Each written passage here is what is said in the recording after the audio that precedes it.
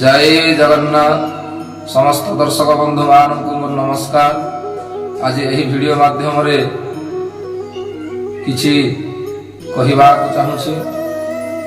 चलंतु जानिबा आजिर विषय होछि शयन।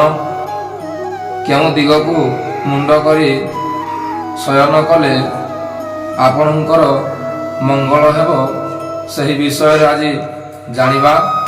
चलंतु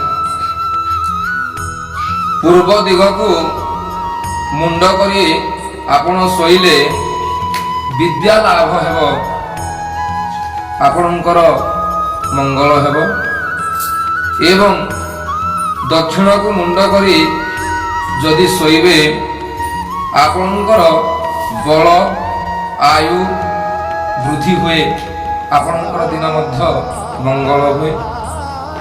एवं पश्चिम दिग को मुंड करी शोइले आपणकर मुंडरे सर्व प्रकार चिंता प्रवेश करे।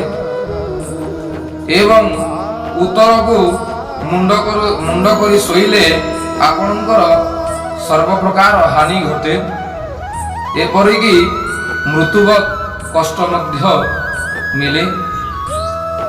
यह शास्त्र अनुसार मानी चलिले आपणकर दिन मंगलमय हेबो। जय